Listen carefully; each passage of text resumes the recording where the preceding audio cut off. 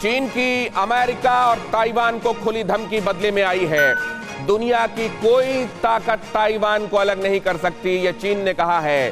Taiwan में America के एक कदम से भी जंग की शुरुआत हो जाएगी, यह चीन ने कहा है। अमेरिकी फोर्स ताइवान आई तो महायुद्ध होगा, किसी भी कीमत पर संप्रभुता की रक्षा करेगी पीएलए। इनके मायने ही अलग हैं।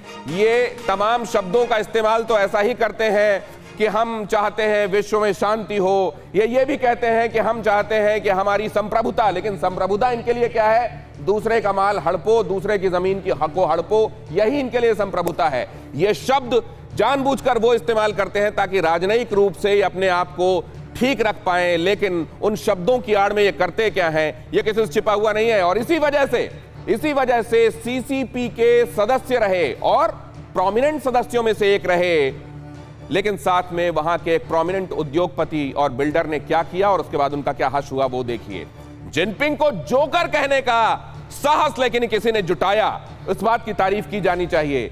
जिनपिंग को जोकर कहने वाला शख्स उधर दिखाई दे रहा है, और जिसने ये कहा कि सूट बूट में खुद को राजा दिखाने वाला असल में ये नहीं जानता कि दुनिया के सामने वो निर्वस्त्र हो चुका है। वो बेशक अपने आप को राजा दिखाने की कोशिश कर रहा है, लेकिन उससे बड़ा क्लाउन, उससे बड़ा जोकर कोई नहीं है। ये कहने वाला असल में भुगत रहा है अपनी साफ गोई को। हुआ क्या है, पूरी कहानी बताता हूं मैं।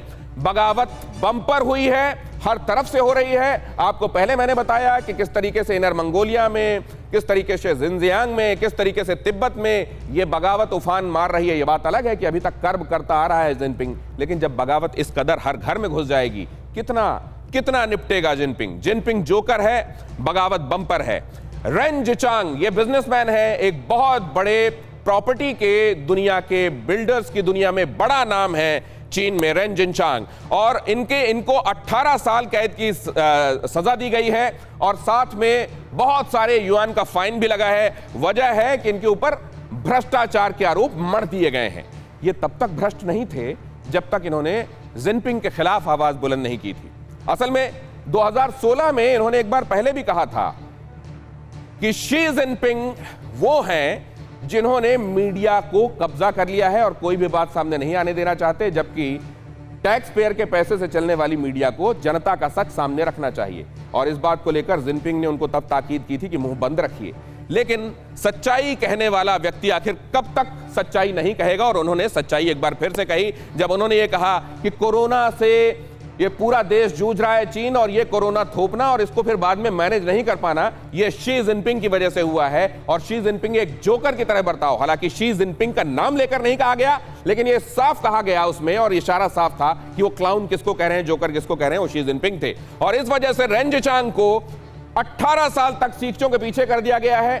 उनका अब कोई अता पता नहीं है। और अब इस तरीके से उन्होंने सीसीपी के बाकी सदस्यों को भी यह चेतावनी दे दी है कि अगर मेरे खिलाफ कुछ कहने की हिम्मत की तो या तो शिक्षकों के पीछे जाओगे। इससे पहले की खबर में मैंने जैसे आपको दिखाया कि घर बैठे धमाका होगा, नामो निशान मिट जाएगा, पर खच्चे उड़ जाएंगे। इनको बिग कैनन तक कहा जाता है, साफ गोई इस कदर कि इनको चीन में बिग कैनन कहा जाता है, बड़ी तोप। कि ये जब कहते हैं उस समय इनके मुंह से निकली हुई बात फिर इस बात की परवाह नहीं करती कि सामने कौन है। जिनपिंग के खिलाफ भी उन्होंने बात कही, एक लेख में जिनपिंग को जोकर बताया, और इसकी सजा वो आखिरकार अब भुगत रहे हैं। शिक्षकों के पीछे